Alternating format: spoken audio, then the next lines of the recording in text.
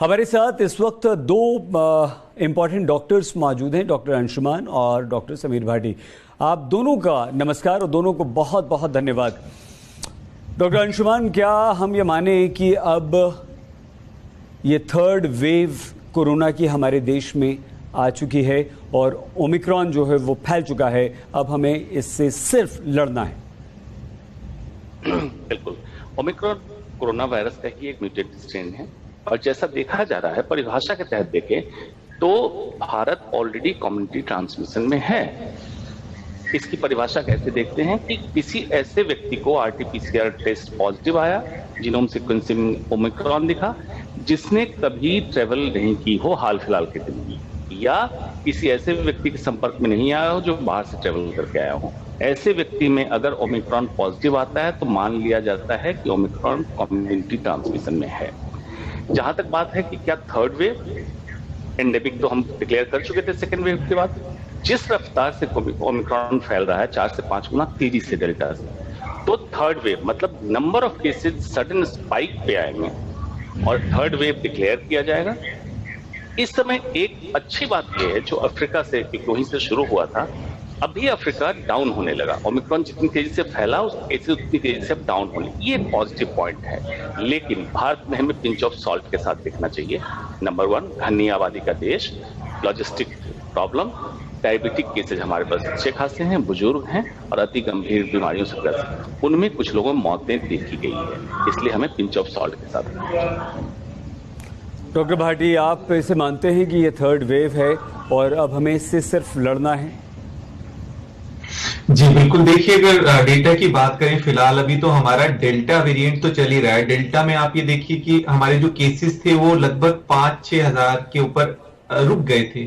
और दूसरा, स्पेसिफिकली दिल्ली की बात करूं तो जुलाई के बाद दिल्ली के अंदर केसेस मतलब 40-50 पे रुक गए थे।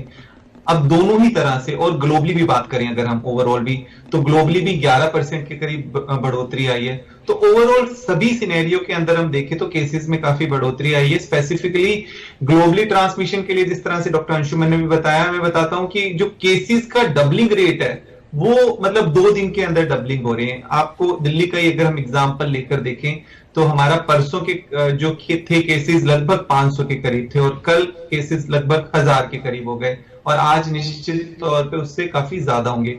अब जो हम देख रहे हैं ट्रेंड की पूरी की पूरी फैमिली वही जैसा हमने डेल्टा में भी देखा था उस तरह से पॉजिटिव आना शुरू हो गया। क्योंकि क्या हो रहा है, अभी फिलहाल हम ओमिक्रॉन के अंदर जैसा होम आइसोलेशन के लिए बोल रहे हैं, ओमिक्रॉन नहीं मतलब जो भी फिलहाल, क्योंकि वेरिएंट का तो हमें बाद में पता लगता है, पॉजिटिव होने के बाद जिसको भी आइसोलेट कर दिया जाता है तो उसके बाद पता लगता है कि पूरी की पूरी फैमिली इन्फेक्ट हो रही है। तो ऐसी चीज देखने के लिए आ रही है। तो निश्चित तौर पे अभी फिलहाल नंबर्स काफी ज्यादा तेजी से बढ़ रहे हैं। डॉक्टर अंशुमान, जिस तरह से डबल हो रहा है, तेजी से बढ़ रहा है, आपको लगता है कि कल पिछले 24 घंटों में 9000 से ज्यादा जो कोरोना पॉजिटिव देश भर में मिले हैं, उसमें जितने टेस्ट होंगे उसका कितना % ऐसा होगा जो ओमिक्रॉन का होगा? और अब सेकेंड वेव जैसा खतरनाक तो हमें नहीं दिख रहा है, तो क्या हम इससे संतुष्ट हों थोड़ा, या थोड़ा सा डरना चाहिए? जी देखिए, टोटल केसेस के कितने % ओमिक्रॉन पॉजिटिव होंगे ये डिपेंड करता है कि उस राज्य की सरकार कितनी पारदर्शिता के साथ सबका टेस्ट करा रही है। एक बात, जैसे दिल्ली में उन्होंने जीनोमिक सीक्वेंस के लिए सबको भेजा तो हमें पता चलेगा ओमिक्रॉन के केसेस कितने हैं। अगर ये 2 चीजें पारदर्शिता के साथ करें तो अभी दिल्ली का आंकड़ा कह रहा है कि 40 ओमिक्रॉन है, 60 डेल्टा है। ये नंबर और तेजी से बढ़ना है। धीरे धीरे वर्ल्ड पैरामीटर पे जो देखा गया, डेल्टा को स्लोली रिप्लेस कर देगा ओमिक्रॉन, एक संभावना। दूसरी संभावना, अनफॉर्चुनेट वाली बात, अगर सुपर स्ट्रेन की पॉसिबिलिटी आई या अनवैक्सीनेटेड पॉपुलेशन वर्ल्ड में जहां भी जिसको गंभीर हालत का शिकार होना पड़ा, अनवैक्सीनेटेड पॉपुलेशन था, अगर हमारे यहाँ भी अनवैक्सीनेटेड पॉपुलेशन को अफेक्ट करता है तो मौतों की संभावना है। लेकिन एक शोध में ये भी दिखाया जा रहा है कि ओमिक्रॉन बहुत तेजी से डाउनफॉल कर रहा है and can be consider as a natural vaccine. IgA throat में बना लेगा, आईजीजी, आईजीएम, और ये ओवरऑल सारे स्ट्रेन के अगेंस्ट एक एंटीबॉडी तैयार करेगा। लेकिन ये रिसर्चर, डॉक्टर्स, एकेडमिशियन का काम है, मीडिया का काम है इसको एनालाइज करके जागरूक करके आपको बताना। दर्शकों का काम है आप एहतियात मत भूलें। बेशक ये घातक ना हो ये बात की बात देख ली जाएगी, आप सुरक्षा अपनी रखें। डॉक्टर भाटी, डबल वैक्सीनेटेड लोगों को अगर ये होता है, हो रहा है, लेकिन बिल्कुल भी फैटल नहीं है, घर में ही वो ठीक हो रहे हैं, क्योंकि कुछ केसेस ऐसे भी आए हैं जो लोग ठीक होकर घर गए हैं, वो डबल वैक्सीनेटेड थे, तो क्या उन्हें इस वक्त कुछ ऐसा एहतियात रखना चाहिए जिससे उन्हें हो ही ना? हाँ, देखिए, ये ज्यादातर लोगों का सवाल अभी कि अच्छा डबल वैक्सीन लगी हुई है फिर भी लोगों को हो रहा है, तो ये जैसे शुरुआती दिनों से बताया जा रहा है, इसमें समझना जरूरी है कि जो वैक्सीन है वो आपको संक्रमण से नहीं बचाएगी। संक्रमित आप हो सकते हैं। यहाँ पर दो चीज है कि संक्रमण होना और बीमारी होना, दोनों में फर्क है। तो कई बार आप आरटीपीसीआर पॉजिटिव हो गए, इसका मतलब ये नहीं है कि आपको गंभीर बीमारी हो गई, तो ये दो चीजें अलग अलग है। तो डबली वैक्सीनेटेड में भी हो सकता है, और विदेशों में जिस तरह से डेटा आया, देखा गया है कि बूस्टर लगने के बाद भी जो है आपको संक्रमण हो सकता है। नेचुरल इन्फेक्शन हुआ भी है आपको और डबल वैक्सीनेटेड है तो भी आपको संक्रमण हो सकता है। तो ये चीज यहाँ पे समझ लेना बहुत जरूरी है, क्योंकि इस चीज को लेके कई लोगों का कहना था कि फिर हम बूस्टर क्यों लगाए। नहीं, बूस्टर के लिए जो एलिजिबल है उसको जरूरी है बूस्टर लगाना, जैसा कि 10 तारीख के बाद जो ड्राइव शुरू हो रही है हमारे एल्डरली के लिए और निश्चित तौर पे जो हमारे हेल्थ केयर और फ्रंटलाइन वर्कर के लिए। हाँ, तो गंभीरता उनके अंदर नहीं देखी गई है, जो भी ग्लोबली हम डेटा देख रहे हैं ज्यादातर, और स्पेसिफिकली यूएसए में भी और यूके के अंदर स्पेसिफिकली जो भी हॉस्पिटलाइजेशन और गंभीरता देखी गई है वो अनवैक्सीनेटेड लोगों के अंदर देखी गई है। तो यहाँ पर दो चीज आ जाती है, जो पार्शियली वैक्सीनेटेड वो लोग जिन्होंने अभी सिंगल डोज लिया और अपनी सेकंड वाली डोज नहीं लगाई है, उनको जरूरी है अपनी सेकंड डोज लगाना, और अब जो बूस्टर के लिए एलिजिबल हो जाएंगे उनको अपनी बूस्टर डोज लेनी आवश्यक है। बिल्कुल। डॉक्टर अंशुमान, जो 2 नई वैक्सीन को मंजूरी मिली है, क्या आप सजेस्ट करेंगे कि आप हमारे पास वैक्सीन के लिए ऑप्शंस हैं, या आप सजेस्ट करेंगे कि जिन्होंने नहीं लगाई है सेकेंड डोज वो जाएं और सबसे पहले अपनी डोज लें? बिल्कुल, मेरा रिकमेंडेशन ये है कि जो फर्स्ट प्रायोरिटी पे आपको जो भी वैक्सीन मिल रही है उसको तो लगवाएं। वेट ना करें फला वैक्सीन आएगी, इसका प्रोटेक्शन ज्यादा है कम है, आप एडजुवेंट में लगवा लीजिएगा या बूस्टर डोज की जरूरत होगी उसमें लगवा लीजिएगा।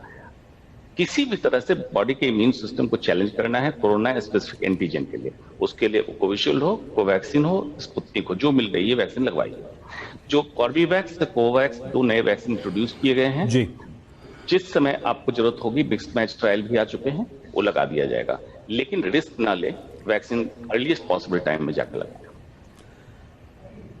डॉक्टर भाटी, इम्यूनिटी सबसे बड़ा कंसर्न होता है और वहीं से सारी तकलीफें शुरू होती हैं। ऐसे लोग जिनकी इम्यूनिटी कमज़ोर है, ऐसे लोग जो किसी गंभीर बीमारी से पीड़ित हैं, चाहे वो हार्ट पेशेंट्स हों, चाहे वो शुगर पेशेंट हों, या सांस लेने में तकलीफ कुछ लोगों को होती हो, ऐसे लोगों को इस वक्त क्या एहतियात बरतना चाहिए? बिल्कुल, देखिए, 2 चीजें हैं इसके अंदर। एक तो हमारा जो आपने अभी बताया हाई रिस्क वाला जो ग्रुप हो गया, जिनको जिस भी तरह की कोई गंभीर बीमारियां हैं, मतलब अनकंट्रोल डायबिटीज है, कोई सांस संबंधित बीमारियां हैं, हमारे हार्ट वाले पेशेंट है, उसके अलावा इम्यूनो कॉम्प्रोमाइज पेशेंट है, जो कैंसर, जिनका कीमोथेरेपी चल रहा है, जो भी जिनकी इम्यूनिटी वीक है वो पेशेंट। और दूसरे हो गए हमारे एक जनरल हम बात करते हैं, तो क्या होता है, ज्यादातर ट्रांसमिशन कैरी कौन करता है? जो हमारा यूथ है, जो लोग बाहर जाते हैं, ज्यादातर इम्यूनो कॉम्प्रोमाइज लोग हैं और एल्डरली हैं, वो फिर भी प्रिकॉशन फॉलो करते हैं। हमने देखा है अक्सर कि वो फिर भी मास्क लगाते हैं, ध्यान रखते हैं। स्पेसिफिकली हमारा यूथ, जो युवा वर्ग है, जिनको बाहर जाना पड़ता है अपनी लाइवलीहुड के लिए, तो वो इन्फेक्शन को कैरी करके जाते हैं। तो हम खाली अगर उनको बोले कि वो ध्यान रखें, वो मास्क पहने, वो सब कुछ करें, और जो हमारे कैरियर्स हैं वो, तो दोनों तरफ से ये जो है करना पड़ेगा कि जो घर में रहते हैं बुजुर्ग, वो निश्चित तौर पे अपना ध्यान रखें, अपनी दवाइयां समय से ले, अपने डॉक्टर के संपर्क में रहें, सब चीजों का ध्यान रखें। और दूसरा वो वर्ग जो बाहर जाता है, तो पहले हमने देखा था जब फर्स्ट वेव सेकंड वेव में हम वो सब एहतियात बरत रहे थे कि हम जब घर पर जा रहे थे वो सारी प्रिकॉशन ले रहे थे, जो कि अभी हम भूल गए। तो घर, ये हमें ध्यान रखना है कि हम बाहर से घर के अंदर इंफेक्शन ना लेकर जाएं, क्योंकि घर में हमारे इस तरह के जो कोमॉर्बिड लोग हैं उनका हमें विशेष तौर पर ध्यान रखना बहुत ज्यादा जरूरी है। सबसे महत्वपूर्ण यहाँ पर ये हो जाता है कि जैसा अभी आपने भी बताया कि किसी भी तरह के लक्षण दिखें तो आप जांच करा बचा लीजिए, उसको ट्रांसमिशन बढ़ने मत दीजिए। बिकॉज क्या होता है, अभी स्पेशली सर्दियों की बात करूं, ये जैसे मौसम चेंज हो रहा है, इसके अंदर लोगों का कहना होता है कि ये तो मेरे को अक्सर हो जाता है, मौसम चेंज होते ही मुझे इस तरह के लक्षण होते हैं, सिम्टम होते हैं। नहीं, जब पैंडेमिक चल रहा है और स्पेसिफिकली जब हम नई तरह के कोई वेरिएंट की बात करते हैं जो कि काफी ज्यादा संक्रामक है, क्योंकि टेस्ट की सुविधाएं अभी काफी जगह हैं उपलब्ध, आसानी से अपना टेस्ट आप करा सकते हैं, और सिम्टम हो तब तक आप पूरा अपने आप को आइसोलेट रखिए, है ना, दूसरे तक आपको। तो यहाँ पर ज्यादा महत्वपूर्ण हो जाता है प्रिवेंशन का। सबसे ज्यादा हमें जितना हम हो सकता है प्रिवेंशन करें, क्योंकि बीमारी अगर उनको अफेक्ट करेगी जो ऑलरेडी कोमॉर्बिड हैं, तो उनके लिए ये थोड़ा ज्यादा प्रॉब्लम हो सकती है, उनका हमें विशेष तौर पर ध्यान रखना है। बिल्कुल ठीक। डॉक्टर अंशुमान, बहुत सारे लोग ये कह रहे हैं कि भाई ठीक है, कोरोना के केसेस आ रहे हैं, लेकिन हॉस्पिटलाइजेशन तो अब नहीं है। हम ये भी नहीं सुन रहे हैं कि ऑक्सीजन किसी को दी जा रही है, ऑक्सीजन की कमी है। वो जो सेकेंड वेव में हमने एक अफरा तफरी देखी थी, एक परेशानी देखी थी, वो तो नहीं है। और ये हमें कैजुअल बना रही, ये हमें लापरवाह बना रही है, यही बात। तो क्या हम ये मान लें कि ओमिक्रॉन और इस बार का जो कोरोना है, भले वो डेल्टा हो सर डॉक्टर अंशुमान, वो ऐसे ही है सर्दी जुकाम टाइप, बस घर में ही रह के आप ठीक हो जाएंगे?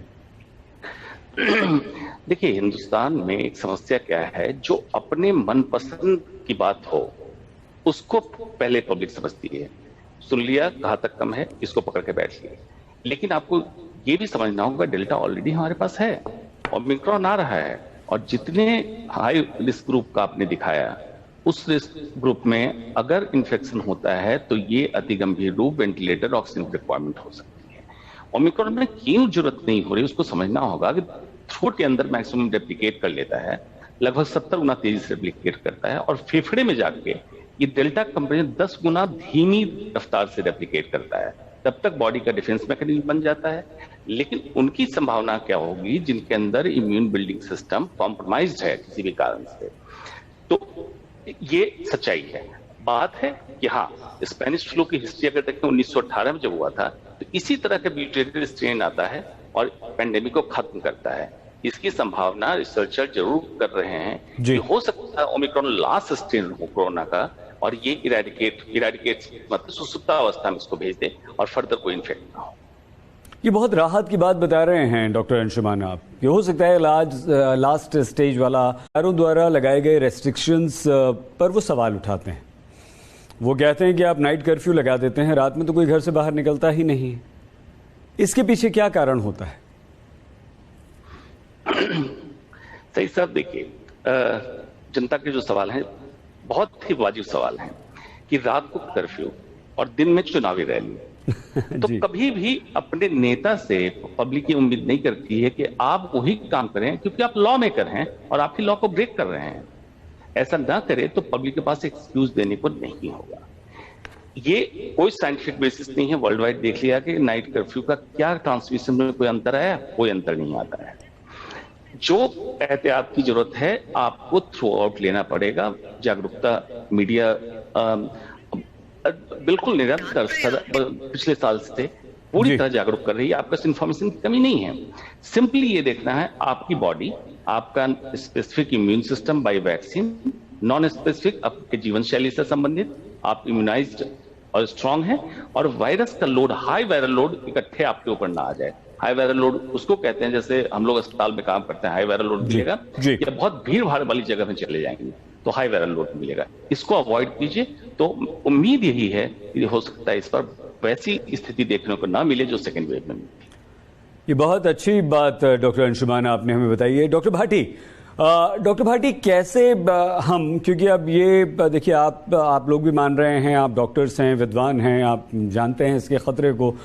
आप लोग भी, डॉक्टर अंशुमान और आप भी ये मान रहे हैं डॉक्टर भाटी की ये कम्युनिटी स्प्रेड की तरफ बढ़ चुका है, बहुत तेजी से फैल रहा है। काढ़ा, अचानक से पता चला कि काढ़ा पीना चाहिए। बहुत सारी दूसरी दवाएं हमने वैसे ही लेनी शुरू कर दी, प्रिकॉशनरी।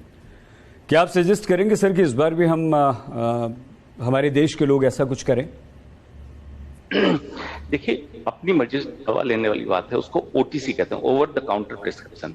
बिल्कुल ना करें।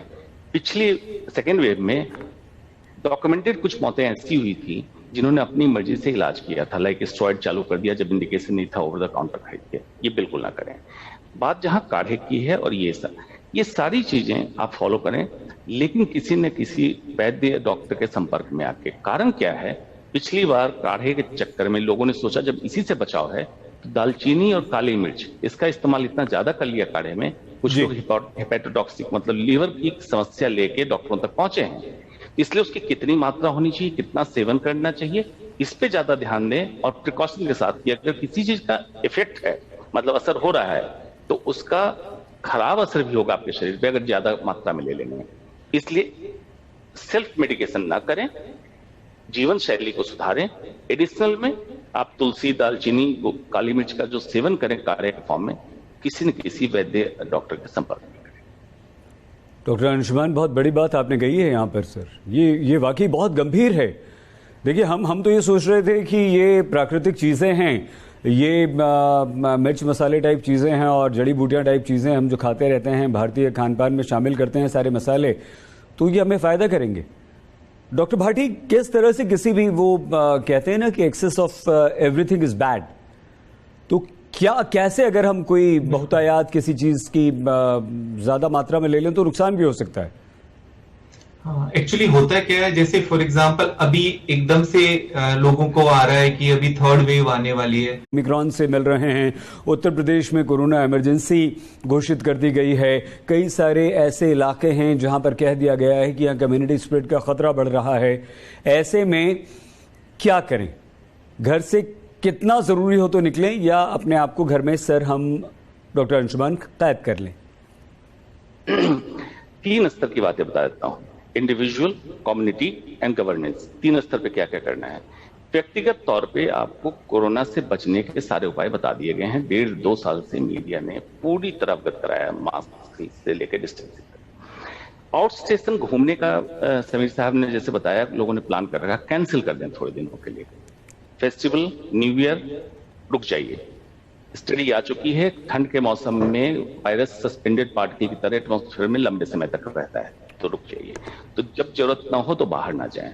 व्यक्तिगत स्तर पे ये करें। कम्युनिटी स्तर पे जो कम्युनिटी स्तर पे काम हो सकता है उसको मीटिंग गैदरिंग बंद करिए, लोगों को मोटिवेट कीजिए और लोगों को समझाइए जिनको वैक्सीन लें। गवर्नेंस के लेवल पे मेरी गुजारिश ये रहेगी कि इस बार at least political and bureaucratic management corona का ना करें जो अभी तक करते आए हैं, पारदर्शिता के साथ इंपॉर्टेंट बात है सर, हासिल करें। जी, अच्छी डॉक्टर अंशुमान, डॉक्टर भाटी, आप दोनों का बहुत धन्यवाद आज तक से जुड़ने के लिए और हमारे दर्शकों को ये महत्वपूर्ण जानकारी देने के लिए। फिर हम आपके साथ होंगे। बहुत तेजी से कोरोना फैल रहा है, ओमिक्रॉन का खतरा उससे ज्यादा है। प्लीज अपना बहुत ख्याल रखिएगा। देखते रहिए आज तक।